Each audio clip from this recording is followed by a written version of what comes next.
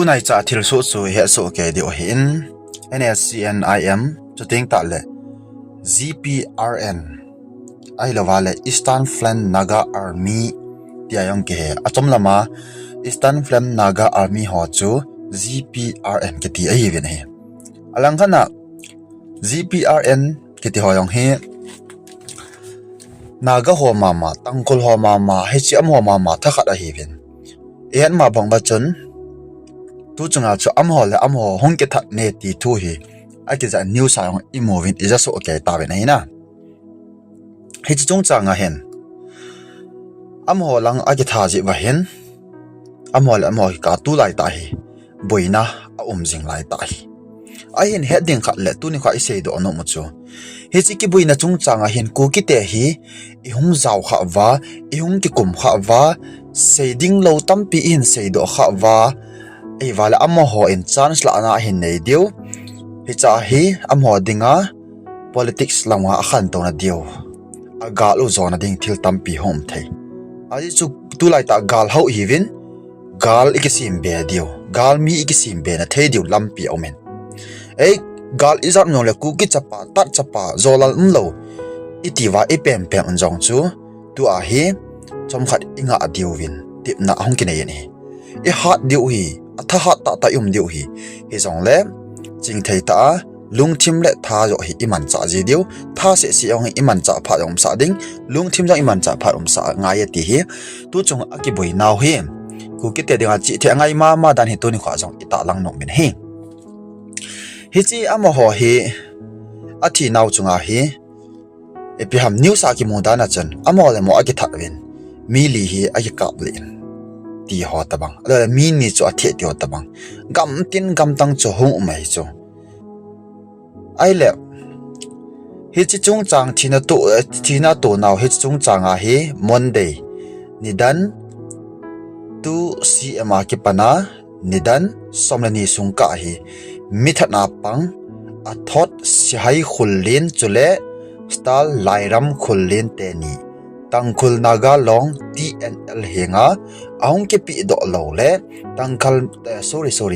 Tangkhul mipi hon NSCN vung Tangkhul rezon non cooperation ke bol khumding a hi tia gi na ultimatum jong a bol ve nei hejilaya gi na ke bol dan hi vet na lam alewa news so dan vet na la him GPRN ho chu NSCN IM ho in akapli oi embus abol la mili thi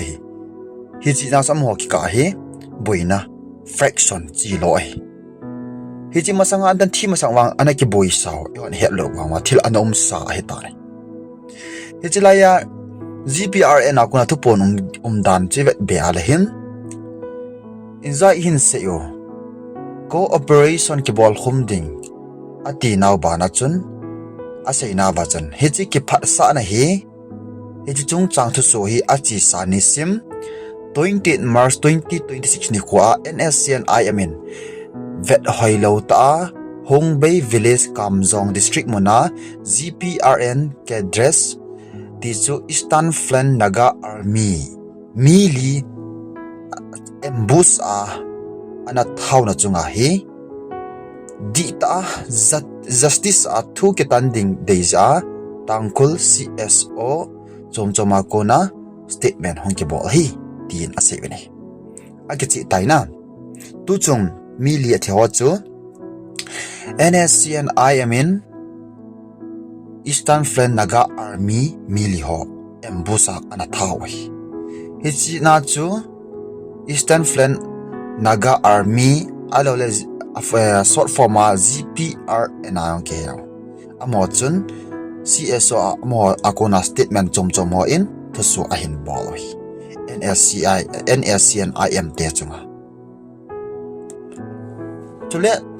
hiti thusu to aki bol dung zuya chun na sa lo heading a hen tu thutha ki modung zuya chun NSCN Eastern Flank Naga Army thana gingmo teni Mr. Athot Sihai Khullin le Mr. Sterling Lairam Khullin chu tu chana hi akipi do hon lozi agi phone do lozi wa hi zapi mipi public in amani NSCIM lamkai ho in ho ana halu ana susi dan jong akimai NSCIM lamkai ho mi phabep in associate na ba amin chongo chu akhatna ningkham simrei formal long vibu hin kana kasar former CAO ukrul hin VS attempts deputy eto kilon sar ahi amho lamkai phabep chu ayin associate o in ho ahal pi oi chule hi chi chung changa thil dan ho le gal dan ho hi oi pu jang mang ho ke freelance journalist aman aseina chon thil dan hi akichi le tai NSCNIM tia ingo ngo ho hi NSCN stan flen kiti ho zo hi hidan a hi ve atisu amma ho het hena thei pen chu hi chi thil su chung changa thi ho hi stan flen ho cha hi vin inza in sei tho na vena amo hi NSCNIM Hebron kema kun kichum hin do group a hi vin faction kiti chu a hi ta ve ati chu amara sei bena illa tu lai ta faction ja ki kap tu ding zong a hoi lo za thi be a uma le faction a chilam he do do thu a hi ati chu kenwang athilu dan phabep chu kana hetan hinla seikham ka he do lo ja kana sei lo hi chode hi chung changa thio hi Burmalang base ti ding dan a hi vin hinla ami ho hi e ho lang tangkhul jong tam pi zau hi chu si a manipur langa jong the a hi vin hi e ho lang tangkhul alo tangkun la a ha theina dinga ki buina zau si ai tangkun mi pi lung a hol wa tu la e ho ka ma jong ha pan a hi vin hi hi chung changa mi that ho ke mi pin mi phat mi that ho pang ho a kem ho mi pin a la jong chu avet sa men hi chin avet sa chu mi tam pi support chang a hi ve ti na hi eo to ki gal na ahung bele mi pi support na amu che duty na jong ai e chung changa thi ho chu a thidingal bom jong a hi ve eo thana pang a hi se u iPhone NSCNIM men body a kon ki hin do a hi ve to jong adam na ole hung ki bol na vinte in la Kukite ma ima chai se long di wa hi chung changa thio jong hi mi tam thim thodan o a hi in Burmalanga te ule military junta to mai lei thing noi mi to ki thua na tong jong a hi beti freelance journalist oi pu chang mang hau ki men a hin phong rai ni chuting ta le thil chi dan hoi ibet na amo na to dan amo sun ki ka ho dan ingai to la hin ukyang ne te pia het o heja chon ukyang ne te hi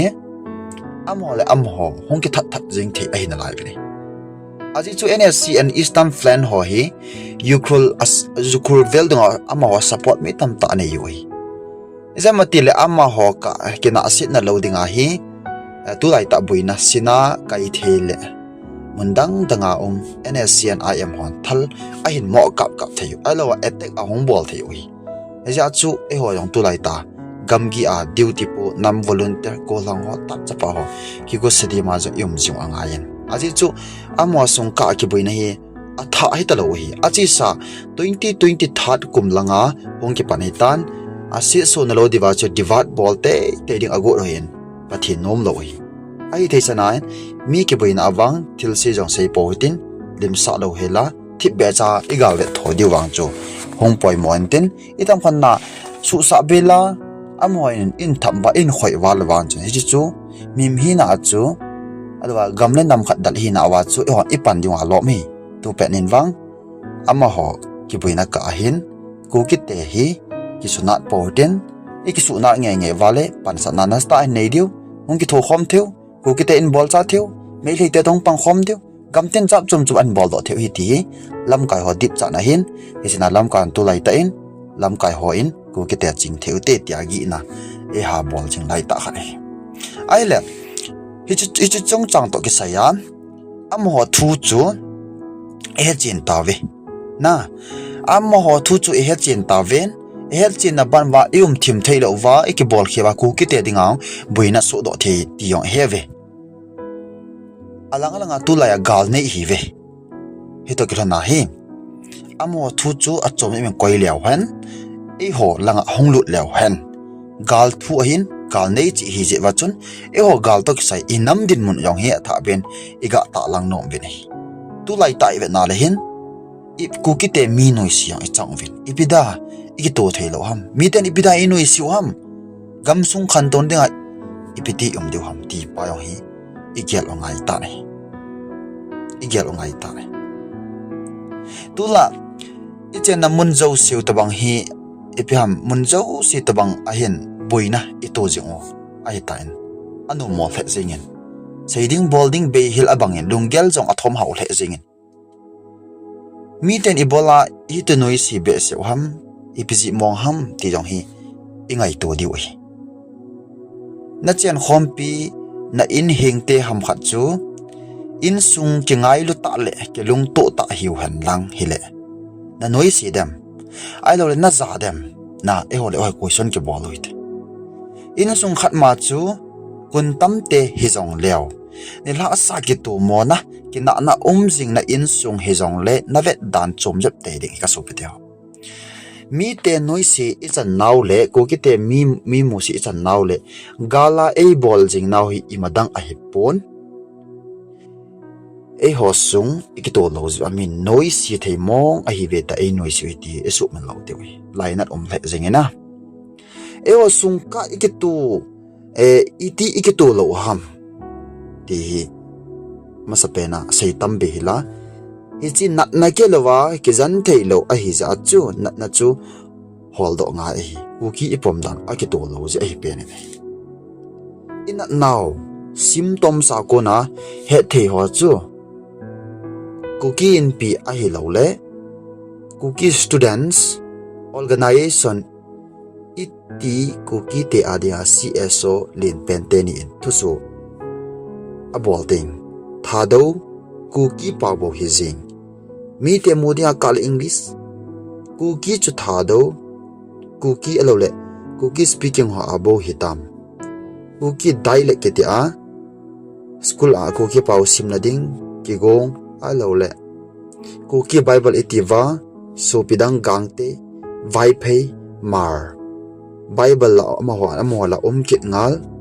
alti le kuki chun ama ho hop ta do ai kuki la paite ka a ge thim tu na ai lo le kisan thim tu na ichina dinga chu KKL le YPN signature anakaya kuki phonetics lam kai hon thado speaking ho chu kuki ho abo dana anagel jing now e cho keu hello in adang tam pi ina now ibui now jong he do thai symptoms om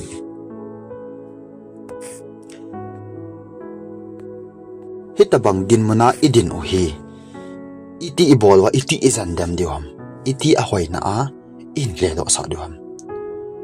kuki na pomdan kisuchit masanen e kisuchit masat bale hung phading may thar hian ibithil hile anyaw sang alin kichat umjet te hen kuki chu pau khat tho ho phungol ka bo dana na gel kuki anyaw pa hi kuki chu naga hilo zo se ki khai khom na aimol gangte mar paite thado vai pe kom zo chole adang dang banga igel wana gela a hiting le kuki chu masanga ale alal bangin hung ki tha tun do ki inten chu teng le gin le za hung chang tan te ti se do no phar chom khat adam na dinga prastamol na pi ding ham ai lo le anat pi tha dinga antibiotic to na pi tha ding ham ami te kip chunga aume kuki dam na ding in lam kai ho chumbo aum pone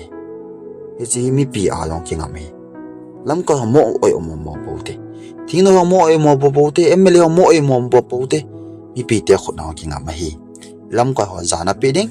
lam ka mi pi long dana to ding ike to sot to diu apoimo ne tuni khun khaye kanam mi te hat na ding le lal na ding in lampi dang pon hi che lampi bo chu tuni a isi ho izi di wai kim khat ding in lunggel ha ding ha nan te izong le thil dan hoi phata in study ball in lang ipiham iti ball ding ham ti zo thu do ki dong zi in lang khat le ni brain was ai lo le emotional mai mai in chi hin avai gi nai poi tunin jong ku kite hung pa do ki na diu ni kho chu nang le ki khuna jing he ti se do no pathin ha belon tin ama dong jing pumin khau ma jing te ti yong hi ita lang no ise do no mai sung changa pu mun jovin jong hoi ta in aman jong video chom cha in sim ta ni adia hi chi naga ho ki buina chan nyau chhe hung tha lut kit lew han pu mun in on sei na chun hi chi naga ho ki buina thu a hi alo tangkhul ho ki buina thu a hi Kukite iha ki kum lo di wa hi Kukite iki kum vale e ho dinga galpi na sta yo hong so be thei tu lai mai lei te to ki do hi vin Kukite hi mi lung set mi ngai ki chang lo hi gam hoi ta gam le go hoi ta ne hi jivin mi vet da mi noi se ki changin ai su nam tal de te hi ji hoi pu monin jong Kukite ching theu tin am ho gal na chung changa hin Kukite adia ham dan thu sei dan la sa dan ching theu tin aki boina i gal vet tho jing dio ching thei ta limgehcha iumdiu hi ti hi aman jong ain sein aman seina bana lam kai tam pi in jong na sa ta in a sei nei hi chi hi e ho in tuni khai ichi thei dio apoimo la le jing so ting ta jong le tuni khai he dio chu kilung to na le ki ngai lut kilung sit na hi a lo ja jong hi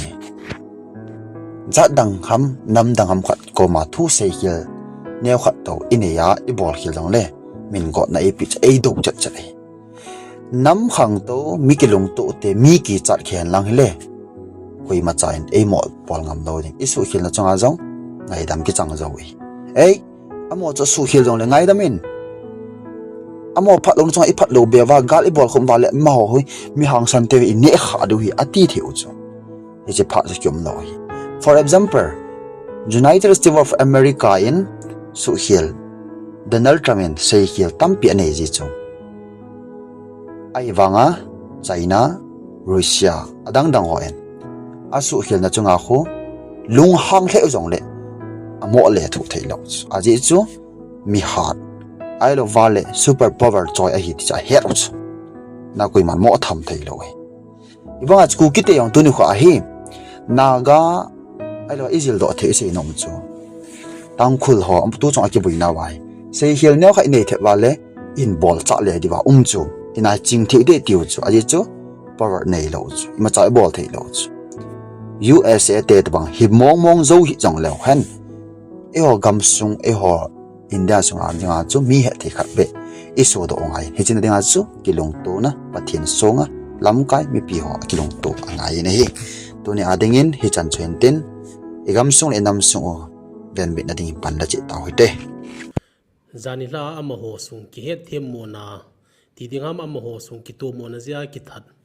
tangkun te mo wa pa party mi li ki that ho ho a ki tha chu a ki tar hi ta win a thi chu hi thi hi ta win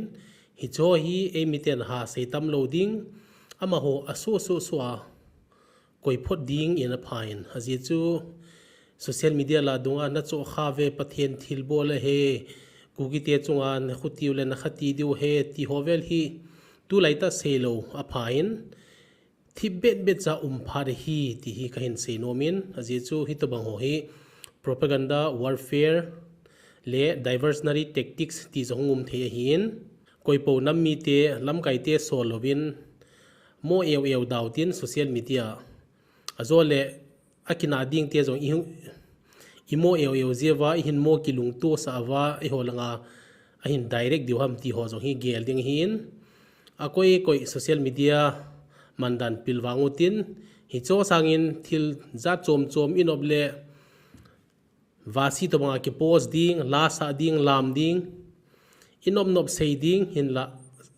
nam khat le nam khat ki ka mi nam sung ki ka ti ho hi e ma madon dona smartphone ka choi tai